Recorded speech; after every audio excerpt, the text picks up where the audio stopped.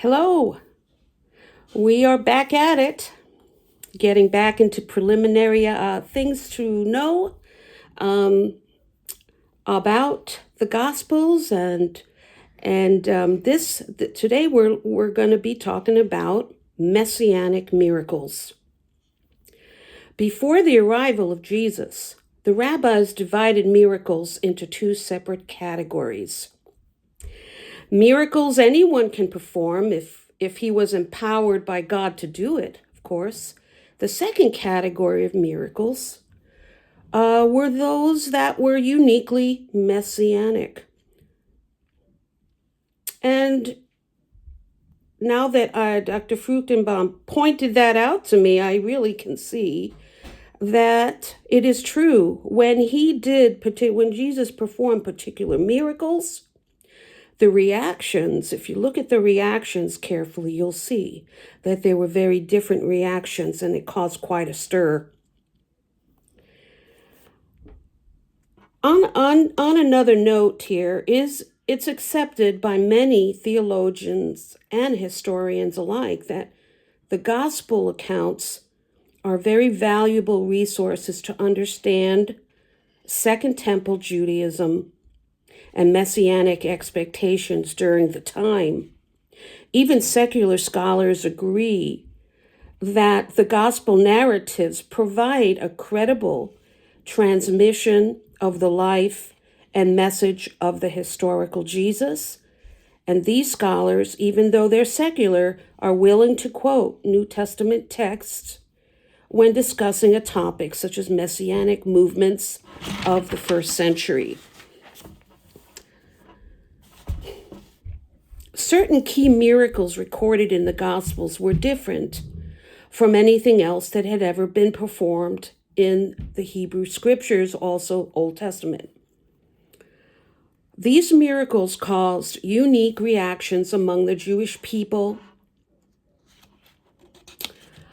and as well as the fact that these particular signs and wonders had never been performed before. They constitute a criteria for determining that they are uniquely messianic. It should be noted that the general ability to perform signs and wonders is not unique to Jesus.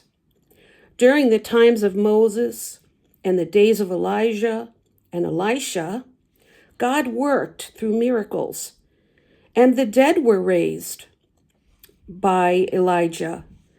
And they worked such miracles in 1 Kings chapter 17 and 2 Kings chapter 4. However, the divine purpose of the signs and wonders done by Moses or Elijah or Elisha was different. They were to authenticate their prophetic calling. And when the prophets, those prophets in the Old Testament performed them, no one asked, quote, "Can this be the Messiah?" Just so when Jesus performed the same miracles, the same category of miracles done by the Old Testament prophets, the people would, in Jesus's day, the Haaretz, the regular people, said things like, they glorified God, saying things like, "A great prophet has risen among us," just like the Old Testament prophets. And God has visited his people in Luke 7. However, those miracles and even raising the dead did not mean he was the Messiah. Other people did that in the Hebrew Bible. They recognized the supernatural character and compared him. At first, they compared, for certain miracles, they compared Jesus to John the Baptist, Elijah, Jeremiah, or one of the other prophets. And that reference for that is Matthew chapter 16. However, the scriptures show that he performed some miracles that were uniquely different, and their purpose was to authenticate that he was the Messiah. Number one is the healing of a Jewish leper. And you see that in Matthew chapter 8, Mark chapter 1, and Luke chapter 5. In Leviticus, there were over 116 verses devoted to the topic of leprosy. And that's in Leviticus chapter 13 to 14. No other disease is treated with so extensively by the law. Very specific instructions were given for determining if a person was afflicted with leprosy and how the priest was then to proceed. Only a priest had the authority to declare someone a leper. Once the priest did so, the leper would have to immediately tear his garment from them and then walk around in torn clothing. And that's in Leviticus chapter 13. He had to keep his face covered from the nose down, and he was ostracized from the Jewish community. He would need to live in places reserved for lepers only. He would have to say, unclean, unclean. And he was prohibited from entering the temple compound, and he could not receive spiritual benefits of the tabernacle or the temple services. Anyone touching a leper would become ceremonially unclean as well. Moses also provided details of what the priesthood would need to do if a Jew was healed of leprosy. If someone declared himself a healed leper, a priest would need to inspect him outside the camp, and that's in Leviticus chapter 14, if he observed the person to be healed. On that same day, he would need to make a sacrificial offering of 2 birds. For the next 7 days, the priest would need to thoroughly investigate the situation in order to be sure of the healing. Each day, he would be investigated. The leper his entire body, by the way, was shaved, including his eyebrows. And you would know that he was declared leper because it would be in the priest's records. They would keep a record. Every part of his body was examined daily for 7 consecutive days. And if everything proved good, after 7 days, on the 8th day would be a lengthy day of ritual. On that day, there would be 4 specific offerings: a sin offering, a trespass offering, a burnt offering, and a meal offering. Now, the blood of the offerings, the sin offering, for instance, would be applied to 3 parts of the leper's body: the right earlobe, the right thumb, and the right great toe. The same procedure was followed with the blood of the trespass offering.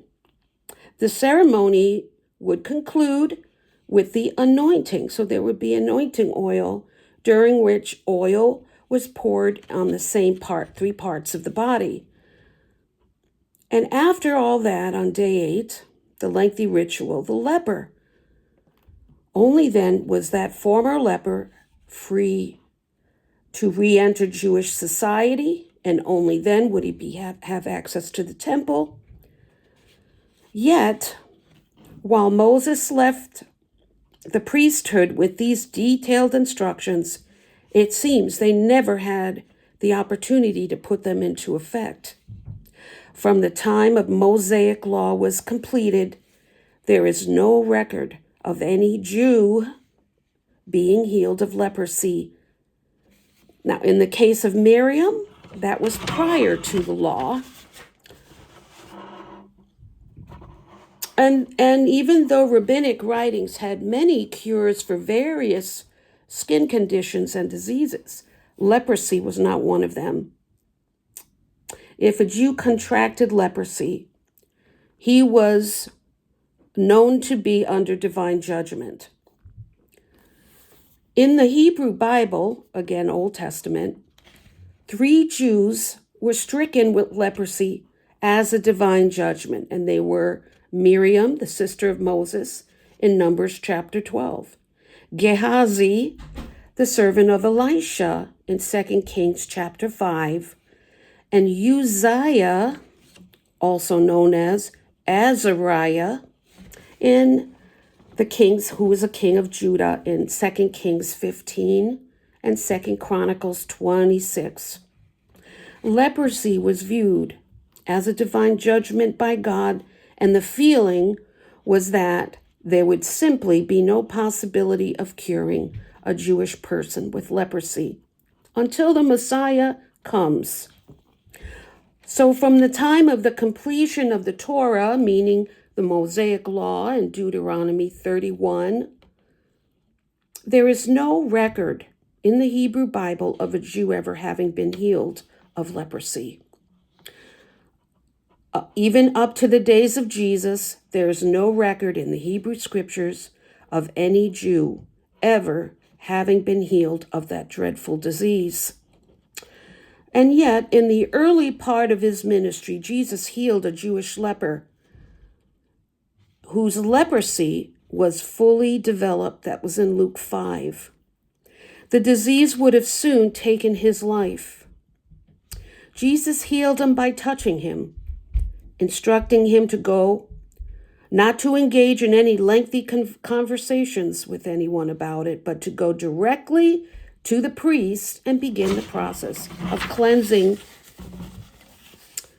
And all 3 gospel accounts of the healing of the Jewish leper, Matthew chapter 8, Mark chapter 1, and Luke chapter 5, all 3 tell us something Jesus said that is very significant. He stated then, when the man presented himself to the priest to perform all of the rituals Moses commanded, it would be, quote, for testimony unto them. Them. Who's them? The priests. There was a purpose to this miracle beyond the compassion toward the man. It was more than a piece of evidence of Jesus' ability to perform great healings. The cleansing of this leper was to testify something to the priests. Clearly, by the end of the 8 days of the rituals, that Jewish leper that Jesus healed, and he healed more than one, they would have known that it was Jesus of Nazareth who had done the healing. This miracle was a key one in getting the attention of the leadership to what Jesus was doing. And indeed, the Gospels record that this testimony to the priest elicited a reaction from them. We initially see an event that occurred, quote, after some days in Capernaum, some days after the healing of the leper in Capernaum. Capernaum was also a 3-day journey from Jerusalem where the healing occurred. And that's in Mark chapter 2. Luke records all those who were present at this subsequent event in Capernaum. There were Pharisees that started to follow Jesus after that. Really intensely. Doctors of the law were sitting by, which had come out of every village of Galilee, Judah, and Jerusalem. And that's in Luke 5, verse 17. These were not just local spiritual leaders that merely happened to be there. Rather, these were spiritual leaders that had come a long way, all the way from Judah and Jerusalem, and every village of Judah, every village of Galilee, as well as Jerusalem. Following his healing, this Jewish leper's healing, the Jewish leadership had quickly gone out of their way to come and see for themselves what was going on in Galilee. Furthermore, the Gospels tell us how the crowds reacted to the healing of the leper.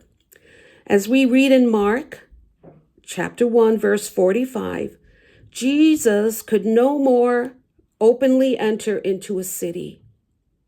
He had already performed many miracles, but they did not create the stir that this one did, causing Jesus to limit the cities to which he traveled. It is reasonable to conclude from the reaction of the Jewish leaders and the multitudes that something unique had happened. The second messianic miracle is the casting out of a demon that caused muteness. And that's in Matthew chapter 12. Generally, exorcism was not all that uncommon in the days of Jesus' ministry. Even the Pharisees and their disciples practiced the casting out of demons. And Jesus acknowledged it with his own challenging question to them, quote, "By whom do your sons cast them out?" And that's in Matthew chapter 12. But in rabbinic exorcisms, the exorcist would need to use a specific ritual that had distinctive steps. One, the exorcist established communication with the demon. The demon would use the vocal cords of the person under his control. Second, the exorcist had to discover the demon's name.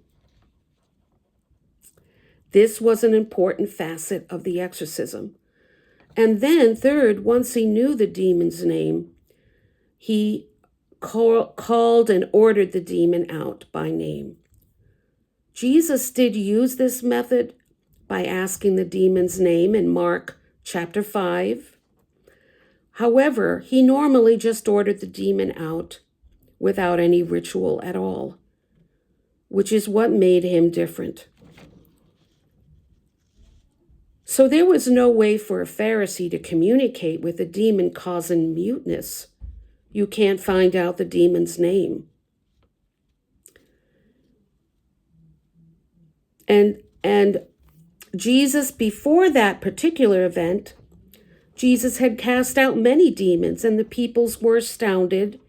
They said this, "For with authority and power he commanded the unclean spirits, and they came out." That's Luke chapter 4. Here we are going to see a different reaction. And this was the reaction. "And all the multitudes were amazed and said, 'Can this be the Son of David?'" The Son of David is a messianic title, and that was from Matthew chapter 12, verse 23. After witnessing that miracle, the multitudes were clearly asking, could indeed this be the Messiah? Something about that miracle was so unique that they recognized that only Messiah could have performed it. And did the religious leaders respond differently to this miracle as well? Decidedly so. The Am Haaretz, the common people, were asking the spiritual leaders, could this be the Messiah? This miracle had stirred up messianic expectations among the people. But the hands of the leadership were tied. They could not deny the miracle. So how could they explain it? They were forced to either officially recognize Jesus as the long-awaited Messiah or to explain away his power. Their solution was shocking and radical. They rejected his messianic claims outright, and they explained that he himself, Jesus himself, is possessed by Beelzebub, the prince of the demons. And Beelzebub is a combination of two Hebrew words that mean the Lord of the Flies. This became the basis for rejecting his messiahship. He is not the Messiah on the grounds of him being demonized and practicing the occult. Jesus responds to their claims. How can Satan cast out Satan? It would show a house divided. But this reaction was a desperate reaction from the leadership, the scribes. Quote, Jesus says in Matthew 12, "But if I, by the Spirit of God, cast out demons, then is the kingdom of God come upon you." Only a king can bring in a kingdom. Jesus here states that what they had just seen did in fact authenticate him as the long-awaited Messianic king. And there is another passage that relates to the events in Matthew. That is Mark chapter 9, verses 14 to 29. Again, it was Jesus delivering a boy who was both mute and deaf. And it was right after the event of the transfiguration. Jesus was just returning to the disciples, and he saw, quote, a great multitude about them, and the scribes were questioning with them. Mark 9:14. The multitude was greatly amazed, for a man had brought to Jesus his son who had a dumb spirit, obviously wishing for Jesus to heal him. The disciples had tried to cast out the demon but could not do so. Evidently, their failure to cast the demon out reflected negatively on their claims that Jesus was the Messiah. Eventually, he did cast the demon out in Mark chapter 9, verse 25. And the disciples asked, "Why could we not cast it out?" This kind, Jesus said, can only come out with prayer.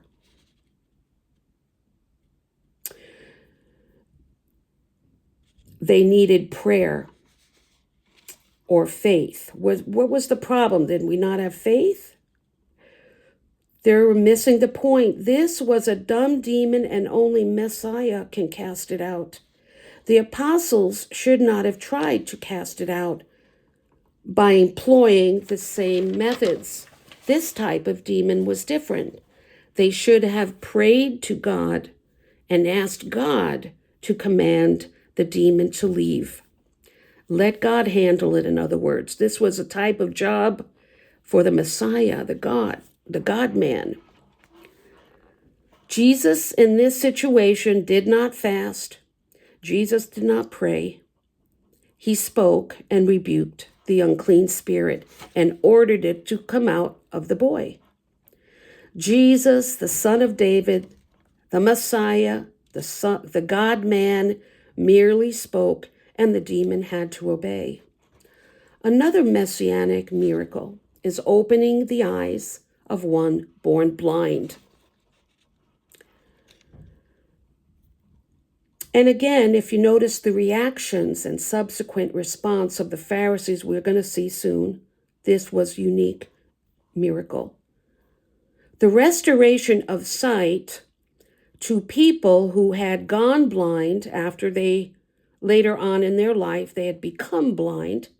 People who were not born blind in the Jewish writings were known to have been healed. And he cites, Dr. Fruchtenbaum cites the book of Tobit. Well, that's a Messianic book. There is no record of anyone who was born blind and ever having been given sight. The Gospel of John makes that very point when it says in John 9:22, quote, "Since the world began, it was never heard that anyone opened the eyes of a man born blind." This type of miracle was never done before under any circumstances or criteria for Messianic miracle. In John chapter 9, verse 8, a beggar born blind is healed. Again, another miracle. It explains why the neighbors said this, quote, "They saw him aforetime or before that he had been a beggar." And John chapter 9, verse 8 responds the way they did. They took the blind man to the Pharisees to get this explained. This led to an interrogation of the man. So this one blind beggar is brought to the Pharisees by people, neighbors, and they wanted an explanation. So this led to an interrogation of the man, and then the Pharisees interrogated his parents, and then the man again, until he was finally expelled from the synagogue. So being born blind was viewed as resulting from a specific sin. This can be seen in the way the disciples asked their question, "Rabbi, who sinned, this man or his parents, that he should be born blind?" That's in John 9, verse 2. This being born blind was considered to be the result of a specific sin or sins committed either by the parents or by the person himself, the baby in utero. This is a sign of divine judgment. A child born blind will not see unless the Messiah comes in his lifetime. This is also seen in the Pharisees' response to the man's challenge. John 9, verse 34. Quote, "You were altogether born in sins, and do you question us?" Why did they accuse him of being born in sin? Because he was born blind. Miracles are unique as seen in the gospel accounts and by the eyewitness accounts. These were miracles never done before and part of the authentication of Jesus being the Jewish Messiah.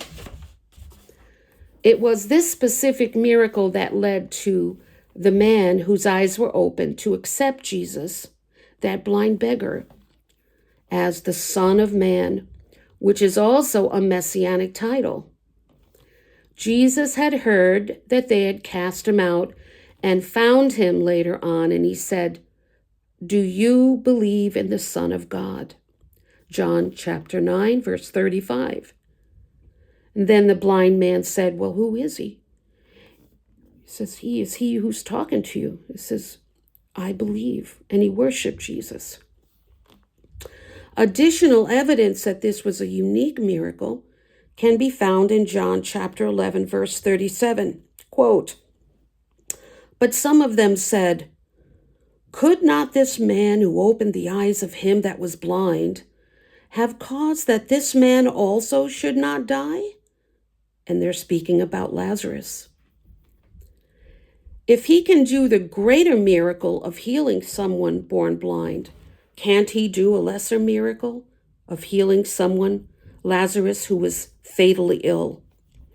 The people who raised that question used a form of rabbinic logic called kal v'chomer, or from light to heavy, from easy to difficult. Having witnessed Jesus' ability to do the greater miracle, the heavier miracle, right? They saw no reason why he could not do the lesser. In summary, we can note that Jesus performed many kinds of miracles, but a select few caused a unique reaction among the people and the leadership. The divine purpose behind these miracles was not to authenticate his priesthood or the fact that he was another prophet, but to verify that Jesus indeed was the Messiah of Israel. In Isaiah 42, chapter 18 says, quote, "Hear ye deaf, And look, ye blind, that ye may see. In a statement to his disciples, Jesus said, quote, if I had not done among them the works which none other did, they had not had sin.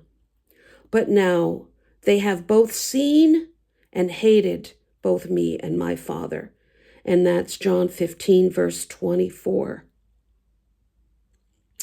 So we see unique Messianic miracles that authenticated who Jesus was.